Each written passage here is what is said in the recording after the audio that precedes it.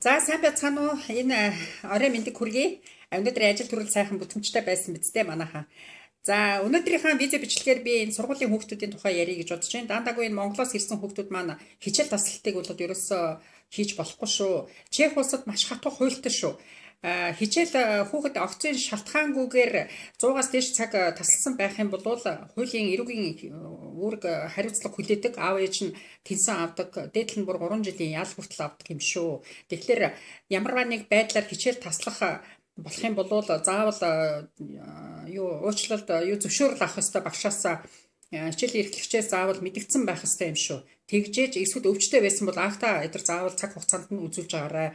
Энийг бол мэдхгүйгээсээ болоод эцэг их нь ажил төрөлдөө явсаар байгаа нөгөө хүүхдүүд маань худлаа яриад ингээ хичээлдээ явж байгаа л гэдэг ингээд даанаагүй эрэгтэй хүүхдүүд ийм асуудал гардаг шүү. Тэгэхээр ээж аав нар минь энэ дээр бас хяналт сайн тавиарай. Ажил төрөл ихтэйгээсээ болоод бид нар хяналтаа судруулчдаг шүү. Энэ бол хамгийн болохгүй асуудал. Тийм ээ. Тэгэхээр энийг мэдэхгүйгээсээ болоод бас нэг сургууль хэмжээ айгүй ах гэж ерөөсөө болдгүй юм байлаа шүү. Чех ерөөсөө айгүй хатуу хуультай энэ тал дээр. За хоёрдугаарт жирэмсэн эхчүүд маань одоо энэ Чехэд ирээд бас сайхан тайван орно л тоо. Тэгээд төрж үр хөвгтэй болох сайхан эрүүл хүнстэй тийм газарлаа байгууламж цэвэрхэн тий орчин айгүй цэвэрхэн.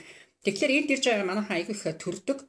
За тэгээд эмчид жирэмсэн болонгуудаа эмчийн хяналтанд ороод тэгээд эмч чинь эмчийн байдалд ер нь чиний хэрвээ төрөлд ер нь хэвэн байна уу бас хүндрэлтэй төрөх нөө гэдг нь аянд мэддэж штэ тийм ээ. Тэгэхээр заавал хэрвээ хүндрэлтэй төлөх юм бол комплекс ВЗП-гээс гадна маш эрсдлийн даатгал аягүй сайн хийх хэрэгтэй. Үнтэй ч хамаагүй даатгалыг хийх ёстой юм шүү.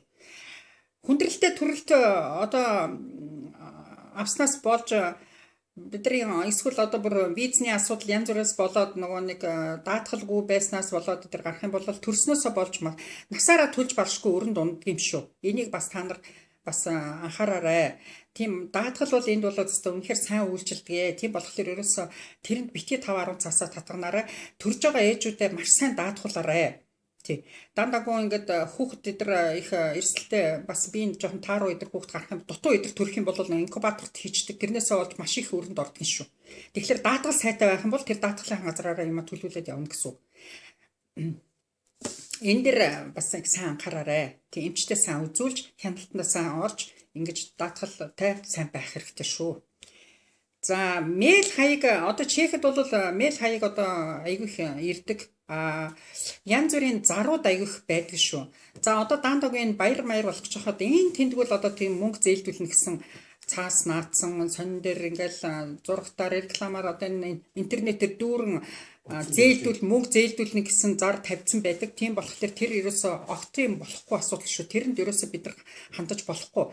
Тэд нар чинь нэг 4,000 цаас авъя 6,000 цаас урьдчилан аавна. Тэгээд дараа нь бүх бичиг баримтуудыг бүрдүүлсэний дараа таны ингээд өөр шийдэгднэ. Одоо зээл чинь бүтэхгүй гэсэн хариу ирнэ гэсэн ийм захианууд явуулаад байдаг. Яг үнэн бодит байдал дээр тэр бол айгүй хуурамч тийм хандлагатай байдаг юм байлаа шүү. Энийг бол та нар бас мэдж хахад илүүтэхгүй юм байлаа шүү. Тэгэхээр тийм янз бүрийн тийм зарын дагуу тийм жижиг одоо зээл одоо утсанд ч гэсэн зөндөө тийм мессеж ирдэг шүү. Тэр ерөөсөө тэрэнд хайхарч ерөөсөө анхаарч болохгүй. Тийм зарууд ивдгэн шүү. Тийм дандаа голцоо хуурамч байдаг. Хэрвээ бодит байсан ч ер нь тэгээд хэрвээ бодит бол Монгол хүнд үүдгүй юм шүү. Тэр бол тийм. За визний асуудалт байна. Хэрвээ визний хугацаагаа одоо даандааг шинээр ирсэн хүмүүс маань визний хугацаагаа аягүй сайн харж байгаарай. Хизээ дуусах гэж байна. Дуусахаас нь өмнө одоо маш эрт материалуудаа бүрдүүлж орчуулагчаас шаардаж өөрөө визийнхаа хугацааг, паспортныхаа хугацааг сайн харж иж ингэж яваарай.